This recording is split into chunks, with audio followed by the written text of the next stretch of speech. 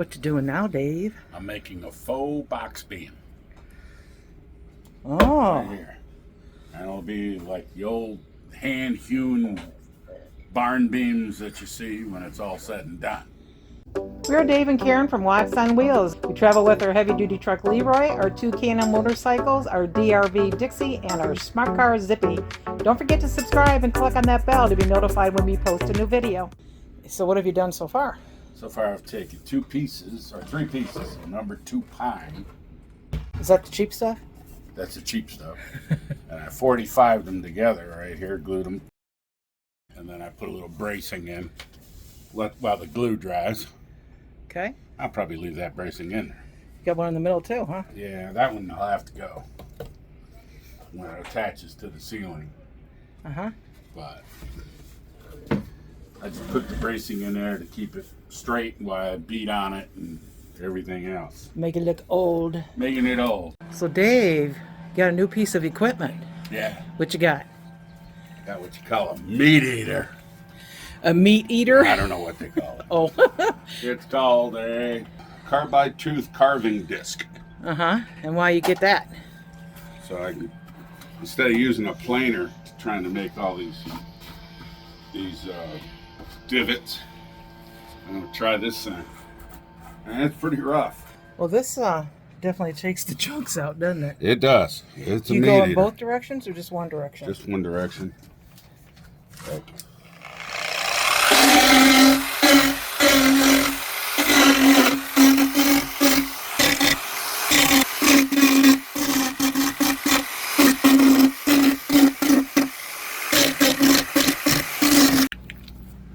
What's the next step? Now we take an axe and just hack at it like that.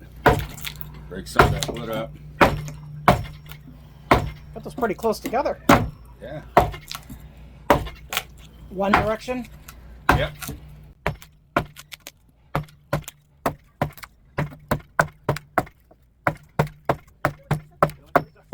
And then you want to scrape off all those chips you just made.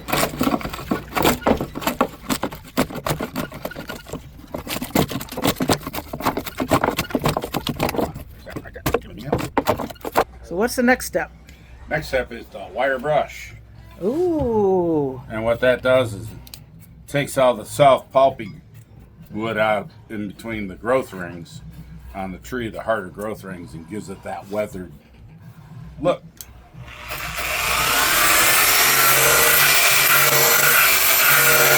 And what you want to do, you had your axe and all that go this way, so you want the wire brush to go the same direction. Kind of helps smooth it out just a bit Yeah, too. it does.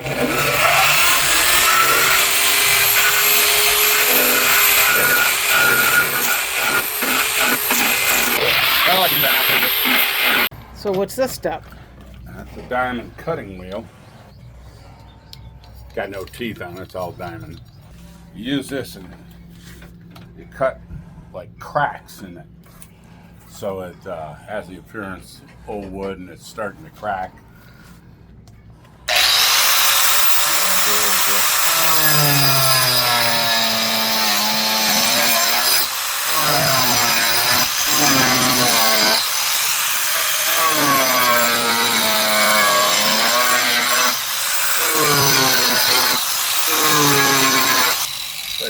Good enough. Yep.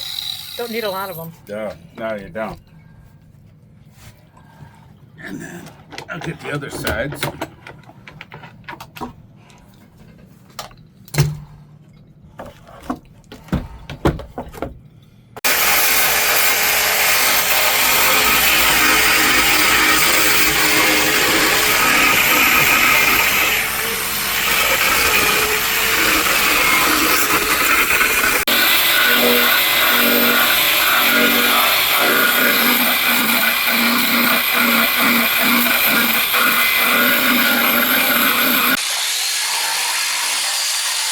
Last step.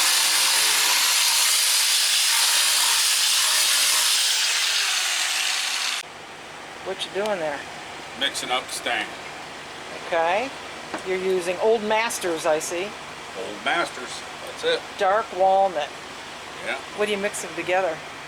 I'm mixing the dark walnut stain to a natural tint base. So what's your mix that you're using? I'm using a 4-to-1. 4 parts tint base to 1 part stain. Do a little swirl here to mix it up.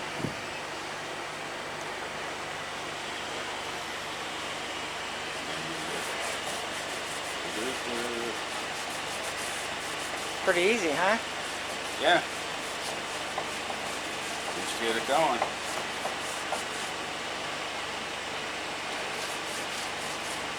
And you get a clear coat this then when you're done? Yeah. I'm going to use a satin clear coat. Water base on it.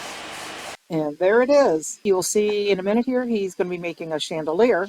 And then, of course, all the beams for in the tray ceilings. Wow. How's that look? Got your 4 holes drilled. Looks like you beat it up pretty bad. Oh, we ain't done yet.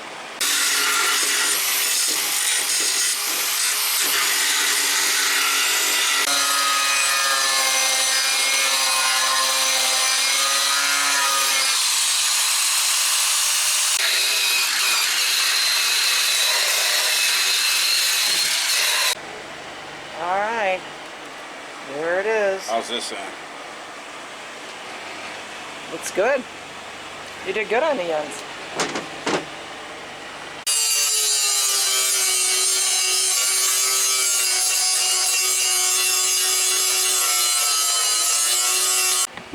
So this is that blackening stuff for steel.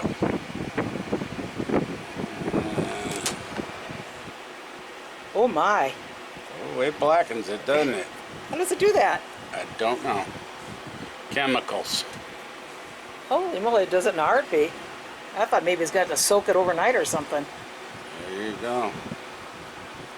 Is that like instantaneous? You're done and you can go wherever you want to do with it? Yeah, you just let it dry. You turn that bottle so I can see that. Jack's Iron, Steel, and Nickel Blackener. It was 18 bucks for that little thing. Yeah. What is that? 2 fluid ounces. Yeah. The trick is you got to wipe this thing all down with acetone. Okay. And use gloves, because if you leave a fingerprint, it'll show. Did you already do that? I wiped this piece down. Okay. Why didn't you just spray paint it black? Because I was afraid of the paint chipping off. Yeah, you get a scratch on it. Well, I will say this will probably keep it more rustic looking too. Yeah. That's looking awesome. Wow. That made it look old too. Oh yeah. Nice. And I'll put the lights in it and see what we Get some got. chain and you're all set. Awesome. Makes it easy to put together now, doesn't it? Sure does. I think we're going to set it right in the middle there. Then we can dim it if we want. Okay, Yeah. now we try the night light. Just shut it off and turn it back on. There's the night light. Then you can dim it.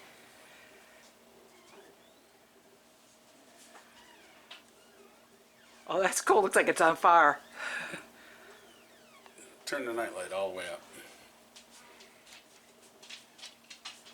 Yeah, that's pretty cool. That is neat. So Dave, how many beers are making all these beams and chandelier and... Oh, well, I think the fairest way to do it is boil it down per foot of beam. Uh-huh. And at last count, I was up to 105 feet. So That's without the bedroom. that's without the bedroom. If you decide to do If it. we do the bedroom, that's another 40 feet. Uh-huh. And so we'll just say we're doing that. So we're up to 140 feet. And I figured all the time and material to go gather all this stuff up and all that. I'm thinking 2 beers a foot. Oh, good God. What do you mean, good God? We're going to need an intervention. There's a lot of work involved in this. I mean, you gotta hack it, whack it, cut it, put it together, rough it all up, sand it, do all that, stain it, and blah, blah, blah. 2 a foot. I don't know. Let's see what everybody else thinks. Yeah. Everybody probably say 3 a foot. And I'm inclined to agree with them. Okay. Thanks for watching. If you liked the video, please give us a thumbs up. We'd love to hear from you in the comments below, even if it's just to say hi. Don't forget to subscribe.